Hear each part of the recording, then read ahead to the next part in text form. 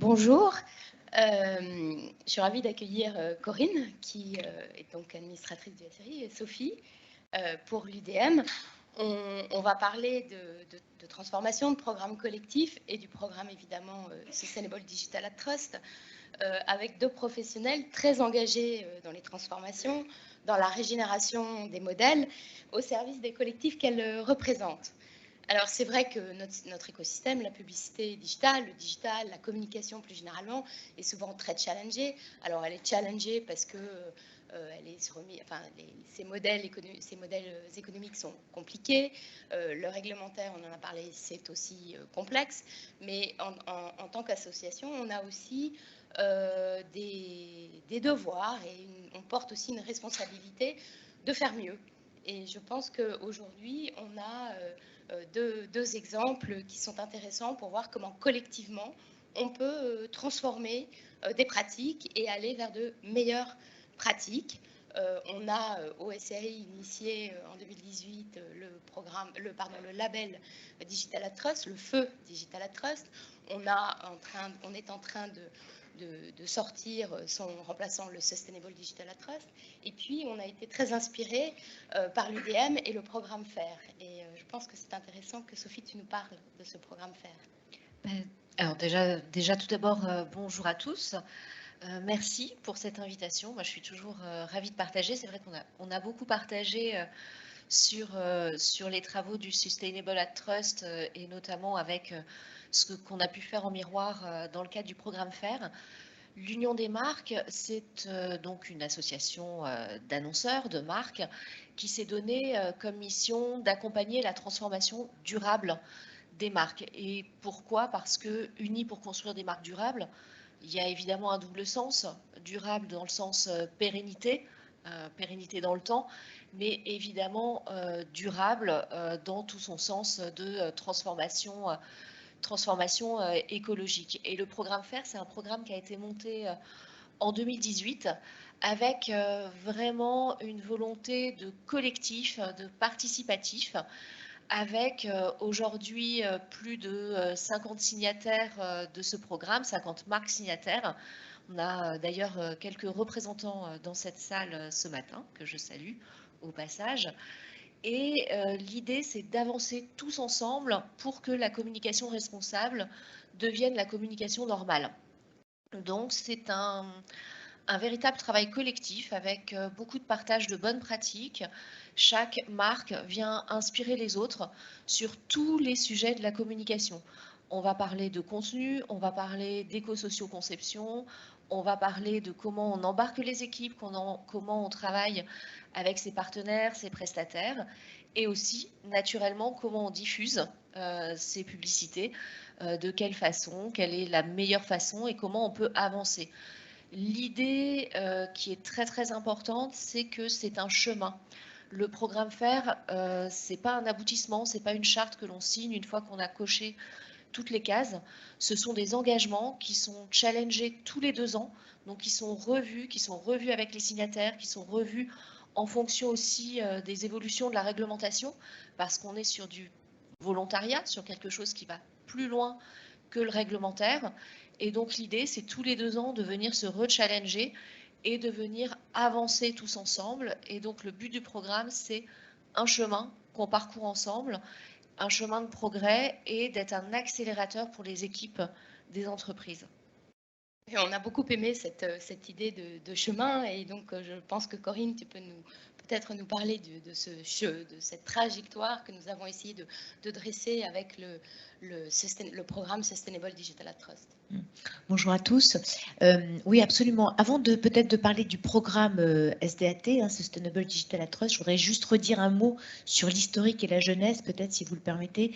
Donc sur le label Digital at Trust qui est différent du programme SDAT. Le label Digital Digital Trust qui recouvrait un certain nombre de critères pour pouvoir mieux qualifier l'expérience utilisateur, la brand safety, la lutte contre la fraude, le fait de respecter les données personnelles des internautes, a été une étape importante, je pense, dans la prise de conscience. Son objectif, c'était vraiment de valoriser une expérience publicitaire qui soit plus qualitative. Donc, ça a été une étape importante en termes de prise de conscience, bon, pas tellement en termes de résultats et de chiffre d'affaires incrémental, mais bon, ça, c'est encore un autre sujet. Mais ça a été une étape importante. En revanche, on s'est rendu compte au sein du SRI, avec les camarades qui sont d'ailleurs dans la salle, hein, d'autres administrateurs et puis Hélène, bien sûr, en premier lieu, que ce label, sa grosse limite, c'est qu'il n'adressait pas le sujet, le défi que vous venez de rappeler, Sophie, qui est majeur pour notre industrie, qui est majeur pour les 10, 20, 30, 50 prochaines années, c'est comment adresser ce sujet de la transition environnementale et comment faire pour que nos communications deviennent elles-mêmes responsables et que ça ne soit pas seulement des intentions louables, mais que ça se traduise concrètement dans du tangible. Et donc, c'est de là qu'est née vraiment cette notion de programme, donc différent d'ailleurs de la notion de label, de programme, parce que dans la notion de programme, il y a exactement ce que vous disiez, cette idée de trajectoire, de work in progress, comme on dit en bon français, hein, de comment on fait pour s'améliorer individuellement et collectivement, de programme SDAT qui intègre ce défi, hein, ce besoin d'adresser la transition environnementale, sociale et sociétale, parce qu'il n'y a pas que la question climatique, il n'y a pas que la question environnementale, il y a tous les autres sujets qui sont en jeu. Et donc de donner avec ce programme des clés de compréhension du marché, hein, ça fait partie de notre rôle, de donner des clés de compréhension du marché, des repères pour pouvoir s'y retrouver. Alors, l'objectif du programme SDAT, c'est très clairement d'essayer de permettre de donner justement des clés de compréhension pour savoir ce qu'est une régie digitale responsable.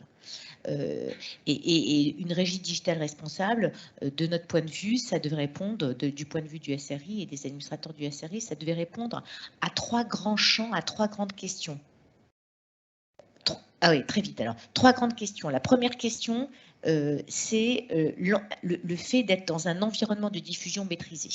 La deuxième question, c'est le fait de maîtriser également la chaîne de valeur technologique. Donc là, c'est tout ce qui est spécification technique, SPO, donc c'est tous ces sujets-là. Et puis le troisième domaine, hein, le troisième champ qui est très important évidemment, c'est le fait de s'inscrire en tant que régie digitale responsable dans une entreprise qui a des pratiques internes responsables en matière de formation, en matière d'achat responsable. Ces 3 domaines-là, en fait, ils sont décomposés via une quinzaine de critères, enfin 15 critères, pas une quinzaine, 15 critères. Et l'idée, l'enjeu, c'est vraiment de faire en sorte que les régies digitales puissent faire des déclaratifs autour de ces critères avec évidemment des justificatifs à l'appui et puissent, via un principe de scoring, être positionnés dans 3 niveaux d'avancement en matière d'où la notion de programme et d'où ce que vous disiez très justement, le fait d'être dans quelque chose qui permet de s'améliorer en toute transparence et qui permettent aussi, hein, pour le dire de manière positive, de stimuler ceux qui sont peut-être moins matures, moins avancés dans cette démarche-là. Donc cette trajectoire-là, elle est très importante. La notion de transparence est très importante et la notion de stimulation, hein, aussi est très très importante. C'est très rapide, Geneviève. Tu nous avais donné... 10 minutes, mais vas-y, Hélène, bien sûr. Non, je voulais juste redonner la parole à Sophie. Pardon d'avoir été trop long. Comment ? Pardon d'avoir été trop long. Non, c'est parfait. Dans son guide d'action Sustainability, le GARD, qui fait partie de la WFA, propose comme premier levier d'action de travailler sur une liste de partenaires médias responsables. Donc ma question, c'était, ça veut dire quoi pour l'Union des marques? Et est-ce que cette nouvelle définition de la régie responsable que nous proposons dans ce programme, est-ce que ça veut dire quelque chose pour l'Union des marques?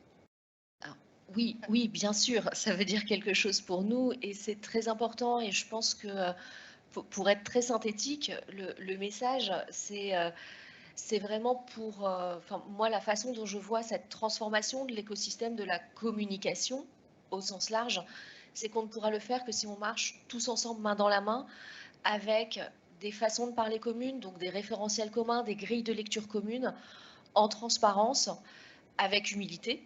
On avance pas à pas, on n'est pas parfait, mais on le sait, mais on avance et on a la volonté d'avancer. Et cette façon de travailler avec vraiment une définition. Qu'est-ce que c'est qu'un partenaire média responsable? Et c'est ce que vous apportez avec ce programme.